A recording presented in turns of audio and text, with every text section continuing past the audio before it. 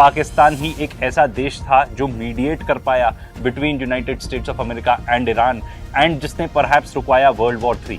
इसको लेकर इतिहास में तो पाकिस्तान का नाम रोशन हो ही चुका है। पाकिस्तान ने ईरान के न्यूक्लियर प्रोग्राम को बैक इन द डे तक हेल्प किया था। काफी हद तक उसमें क्रेडिट आपको पाकिस्तान को देना पड़ेगा। रिकॉर्ड नंबर ऑफ शिप्स अगर किसी देश की निकली हैं थ्रू स्ट्रेट ऑफ हॉर्मुज तो वो पाकिस्तान की है। कि अगर यही सेम चीज इंडिया कर रहा होता ना तो ढिंडोरा इतना ज्यादा पिट गया होता इस चीज का।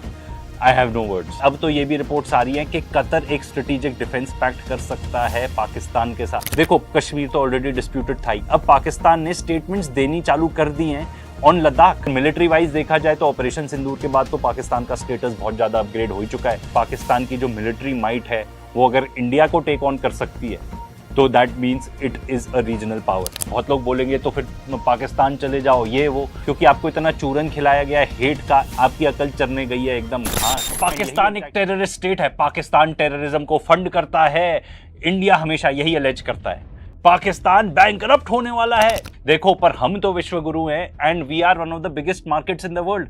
पूरी दुनिया हमारे यहाँ आना चाहती है अपना माल बेचने के लिए। Pakistan on the other hand war wage कर रहा है अगेंस्ट तालिबान, अफगानिस्तान के अगेंस्ट। पर फिर भी सबके बावजूद आप ये नहीं डिनाई कर सकते कि पाकिस्तान ही एक ऐसा देश था जो मीडिएट कर पाया between United States of America and Iran and जिसने परहैप्स रुकवाया वर्ल्ड वॉर 3। अभी तक तो बिल्कुल, क्योंकि जो सीज फायर भी रहा है बहुत हम जैसे लोगों को भी लगा था, मी पर्सनली ऑल्सो, कि ज्यादा दिन तक नहीं टिक पाएगा ये सीज फायर। पर देखो, उन्होंने जो एफर्ट्स करे हैं अगेंस्ट ऑल ऑड्स, उसके वजह से अभी तक तो वॉर रुका हुआ है। आगे जाके क्या होगा ये हम नहीं कह सकते, पर फुल मार्क्स पाकिस्तान को, क्योंकि उन्होंने जो भी मीडिएशन की है बहुत ही सक्सेसफुल रही है अभी तक। एंड देखो, आखिरकार दोनों जो देश हैं यूएस एंड ईरान, उनकी क्या क्या डिमांड्स है वो पूरी हो पाएंगी कि नहीं वो डिटरमिन करेगा अगर ये सीज फायर एक्सटेंड होता है, एक्चुअली प्रॉपर पीस प्लान में कन्वर्ट होता है तो। पर आज का सवाल ये है कि पाकिस्तान जैसा देश जिसको इंडिया कहता है कि भाई ये तो भिखारी लोग हैं, कुछ भी नहीं, ये तो सिर्फ पोस्टमैन है, ठीक है, एंड अकॉर्डिंग टू इंडिया ये बस एक टेरर फाइनेंसिंग स्टेट है, जिसके पास जो मीडिएशन करी उसके होटल के बिल देने के भी पैसे नहीं है। कहाँ से ऐसे हो गया, ऐसा कैसे हुआ कि भाई ये लोग दलाली करने लगे? कुछ लोगों के वर्ड्स में दलाली करने लगे, पर जो भी लोग ये कह रहे हैं ना, they would have loved to get the attention of the world जो पाकिस्तान को मिली है।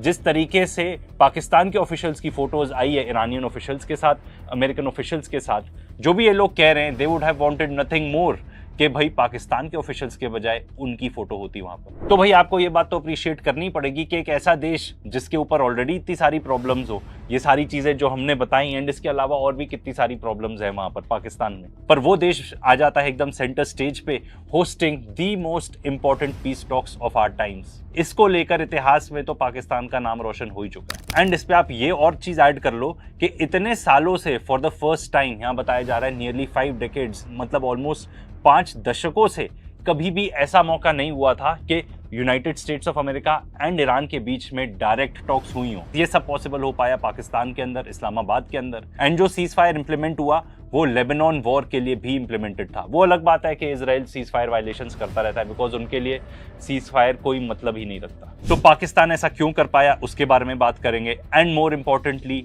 इंडिया के लिए इसका क्या मतलब है।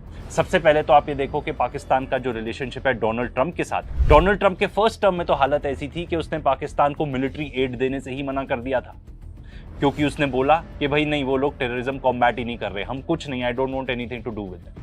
पर अब सेकंड टर्म में क्या होता है, वो इन्वॉल्व हो जाता है ऑपरेशन सिंदूर के दौरान, जहां पे पाकिस्तान कहता है कि हाँ डोनाल्ड ट्रंप ने सीज फायर करवाया, डोनाल्ड ट्रंप कहता है कि मैंने सीज फायर करवाया। इंडिया कभी भी नहीं अग्री करता एंड पाकिस्तान इवन नॉमिनेट कर देता है डोनाल्ड ट्रंप को नोबेल पीस प्राइज के लिए। एंड साथ साथ एक क्रिप्टो डील भी कर लेते हैं वो ट्रंप के साथ, जो ट्रंप का बोर्ड ऑफ पीस होता है उसको भी ज्वाइन कर लेते हैं। गाजा में जो बोर्ड ऑफ पीस बना था उसकी बात हो रही है। And America one of the lowest tariffs देता है पाकिस्तान को, ट्रेड डील अच्छी नेगोशिएट कर लेता है। इंडिया की बाय द वे अभी तक कोई ट्रेड डील नेगोशिएट भी नहीं हुई है। एंड ये भी रिपोर्ट आ रही है कि पाकिस्तान ने first batch of enriched rare earth elements already ship off कर दिए हैं, एक्सपोर्ट कर दिए हैं to United States of America.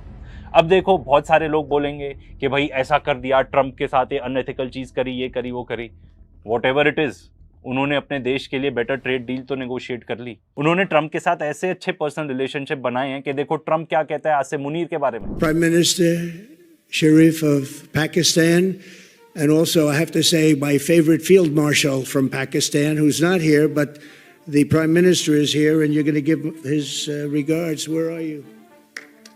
And हमको आपको बताने की जरूरत नहीं है कि हमारी जो इंडियन मीडिया है वो क्या कहती है आसिफ मुनीर के बारे में। एंड ये ऐसा नहीं हुआ है कि पाकिस्तान अभी ही एकदम जियोपॉलिटिकल स्टेज पर जाग उठा है।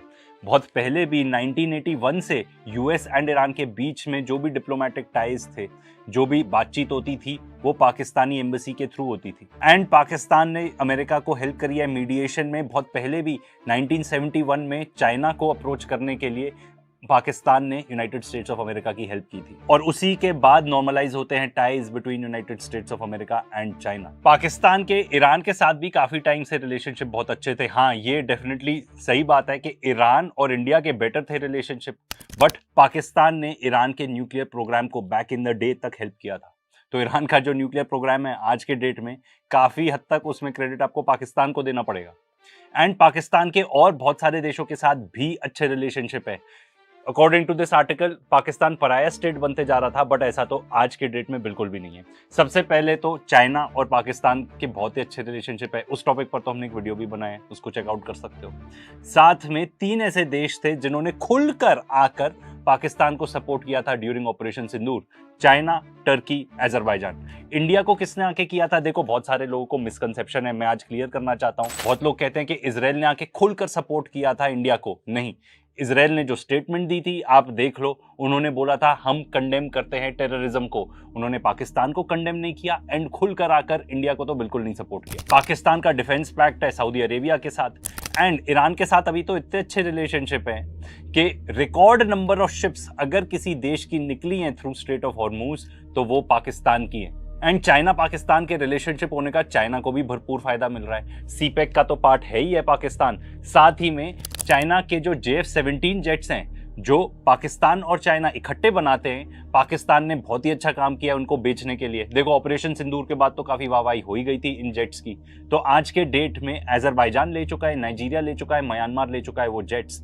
एंड अब आगे प्लान्स हैं कि इराक भी लेगा, बांग्लादेश, इंडोनेशिया, सऊदी अरेबिया और लिबिया। साथ ही साथ यूनाइटेड किंगडम के साथ भी अच्छे रिलेशनशिप हो गए हैं पाकिस्तान के। एक फ्री ट्रेड डील उनकी साइन होने वाली है। एंड देखो, ये बात तो बहुत जरूरी है, पूरे दुनिया भर के जितने भी वर्ल्ड लीडर्स हैं ना, वो पाकिस्तान से बात करना चाहते हैं कि भाई एग्जैक्टली हो क्या रहा है, ये जो नेगोशिएशंस चल रही हैं उसमें क्या हो रहा है। क्योंकि हर कोई चाहता है कि ये जो स्ट्रेट ऑफ हॉर्मूज है वो खुल जाए, ये जो इकोनॉमिक पेन इतना चल रहा है एंड जो आगे आ सकता है वो भी रुक जाए। तो उसमें भाई apart from America and Iran सबसे बेहतरीन इंफॉर्मेशन किसके पास होगी? पाकिस्तान के पास होगी। ऐसे ही जापानीज प्राइम मिनिस्टर ने बात की थी पाकिस्तान के प्राइम मिनिस्टर शहबाज शरीफ से।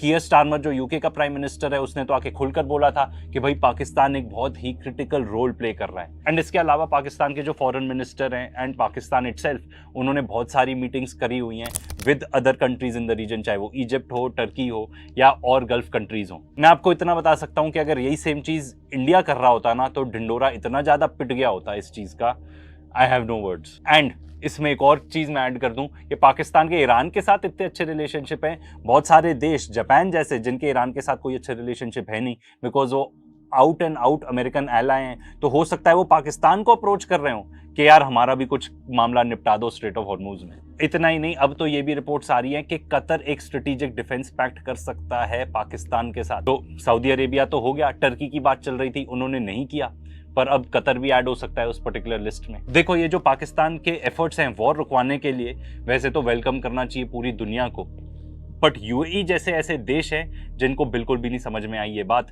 तो उन्होंने बहुत सारे पाकिस्तानी वर्कर्स को एक्सपेल करना चालू कर दिया। साथ ही साथ जो उन्होंने लोन दिया हुआ था पाकिस्तान को, तुरंत रिकॉल कर लिया।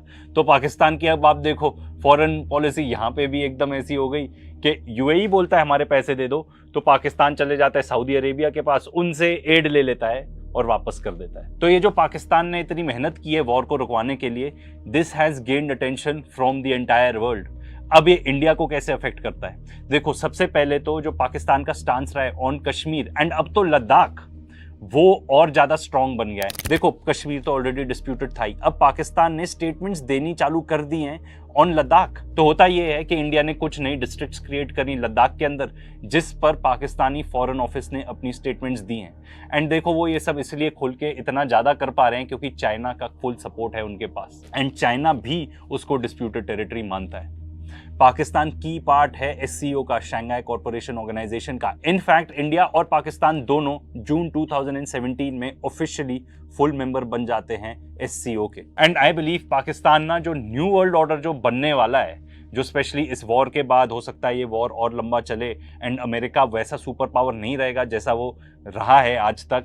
डॉलर भी बहुत ज़्यादा डिक्लाइन हो जाएगा, डॉलर नहीं रहेगा रिजर्व करेंसी। इसके बारे में तो हम आपको पहले भी बता चुके हैं, क्योंकि ये एक लॉ ऑफ फिजिक्स है, ऐसा होता ही है, होना ही है ऐसा। तो जो पाकिस्तान की लीडरशिप है वो इस बात को अच्छे से समझती है। उन्होंने ट्रंप को अच्छे से सेट कर रखा है, ठीक है, उससे तो अच्छे रिलेशनशिप है ही। एज अ रिजल्ट अमेरिका के साथ अच्छे रिलेशनशिप है, चाइना के साथ तो बहुत बढ़िया है ही है रिलेशनशिप। 80% ऑफ मिलिट्री इक्विपमेंट जो पाकिस्तान के पास है वो चाइना से आता है। अब तो रशिया के साथ भी अच्छा खासा रिलेशनशिप है, क्योंकि पाकिस्तान और रशिया बात करते हैं कि भाई सिक्योरिटी आर्किटेक्चर कैसा होना चाहिए एशिया में। तो भाई वहां की लीडरशिप तो अच्छे से समझती है आने वाला टाइम कैसे होने वाला है। एंड सबसे इंपॉर्टेंट बात तो ये है, हम जिस एरिया में रहते हैं, हम जिस इलाके में रहते हैं, जिस कॉन्टिनेंट में रहते हैं, वहाँ पे आसपास पड़ोसियों के साथ तो हमारे अच्छे रिलेशनशिप होने चाहिए। पाकिस्तान ये बात अच्छे से समझता है। एंड वेराज इंडिया अभी भी पार्ट बना हुआ है क्वाड अलायंस का। देखो मैं ये बात नहीं कह रहा हूँ, बट प्रोफेसर जेफरी सैक्स जैसे लर्नर्ड लोग ये बात बता चुके हैं कि India should exit the quad. कोई फायदा नहीं होने वाला इंडिया का इसमें। एंड खास तौर पे ये तो इतिहास गवाह है इस चीज की। एंड अभी जो ईरान वॉर में हुआ हमने उसमें और देख लिया कि अमेरिका अपने एलाइज को कैसे ट्रीट करता है। पाकिस्तान न्यू वर्ल्ड ऑर्डर समझता है and it may become a part of BRICS. In fact अभी इंडिया ही ऑब्जेक्शन रेज करता है कि नहीं, Pakistan should not be a full member of BRICS. China and Russia चाहते हैं कि नहीं, इट शुड बी। एंड अगर देखा जाए आज के डेट में सबसे नॉन अलाइंड मेंबर ब्रिक्स का इंडिया ही है। जब ब्रिक्स करेंसी की बात होती है तो इंडिया कहता है वो अनरियलिस्टिक है। जब BRICS war games carry out होती है जहां पे बहुत सारे कंट्रीज अपनी शिप्स भेजते हैं, ठीक है, उसमें पार्टिसिपेट करने के लिए, देखो ये कैरी आउट हुआ था साउथ अफ्रीका के अंदर। कई ऐसी कंट्रीज है जैसे कि ब्राजील, इजिप्ट, इंडोनेशिया, इथोपिया, जिन्होंने एक्चुअली ड्रिल्स में पार्टिसिपेट नहीं किया था, पर वो कम से कम एज ऑब्जर्वर्स तो थे। इंडिया ने एज ऑब्जर्वर भी नहीं ज्वाइन किया था। एंड अगर मिलिट्री वाइज देखा जाए तो ऑपरेशन सिंदूर के बाद तो पाकिस्तान का स्टेटस बहुत ज़्यादा अपग्रेड हो ही चुका है। लोग उनको बहुत ज़्यादा सीरियसली लेने लगे हैं, बिकॉज दे कैन सी कि पाकिस्तान की जो मिलिट्री माइट है वो अगर इंडिया को टेक ऑन कर सकती है तो that means it is a regional power. देखो हम भले ही जो क्लेम करते रहें कि हमने उनके 11 जहाज गिरा दिए, ये वो, मैटर ये करता है कि इंटरनेशनल ओपिनियन क्या है। एंड यूएस के पैनल की रिपोर्ट आ चुकी है जिसमें वो कह रहे हैं कि पाकिस्तान को ज़्यादा सक्सेस मिला था। एंड वो ये भी बता रहे हैं कि चाइना फुल फ्लेजेड इन्वॉल्व था। एंड अब तो चाइना ने खुद ही अग्री कर लिया है कि उनके इंजीनियर्स तक एकदम मौजूद थे पाकिस्तानीज के साथ फुल फ्लेजेड सपोर्ट देने के लिए। उनके टेक्नीशियंस ने साइड बाय साइड पाकिस्तान के साथ वर्क किया है। एंड वो ये भी बता रहे हैं कि फुल फ्लेजेड हेल्प थी साथ में इंडिया के जो राफेल जेट्स हैं उनको गिराने के लिए। एंड देखो सिंपल बात है, चाइना क्यों नहीं करेगा हेल्प, क्योंकि इसी का नतीजा है कि अब चाइनीज जेट्स काफ़ी बिकने लगे हैं मार्केट में। एंड जिस चीज़ में अमेरिका सबसे आगे था अपने डिफेंस प्रोडक्ट्स बेचने में, उसमें चाइना अब एक्चुअली कंपटीशन देगा, अच्छा खासा कंपटीशन देगा अमेरिका को, स्पेशली क्योंकि अब जो हमने ईरान वॉर के अंदर देख लिया है कि चाइना किस तरीके से पीछे ही रह के इतनी ज़्यादा हेल्प कर देता है अपने पार्टनर्स को कि उसको वॉर में अपने असली कार्ड्स दिखाने की जरूरत ही नहीं है। एंड देखो अब आप में से बहुत सारे लोग इस टाइप के कमेंट करोगे, इंडिया में तो आदि हैं, अब इसमें से कितने बॉट्स हैं कितने असली लोग हैं ये नहीं पता। बहुत लोग बोलेंगे तो फिर पाकिस्तान चले जाओ ये वो। तो भाई जो इस टाइप की जनता है, ये वीडियो स्पेशली आप लोगों के लिए ही है, क्योंकि आपको इतना चूरन खिलाया गया है, हेट का इतनी ज़्यादा नफरत भर दी गई है कि आपको और कोई इमोशन समझ ही नहीं आता। Hate against a certain country, hate against a certain community, कोई सेंस ऑफ लॉजिक नहीं बचा है, कोई इंटेलिजेंस नहीं बची है, आपकी अकल चरने गई है एकदम घास। एंड यही एग्जैक्टली चीज़ है जो इस देश को ना पीछे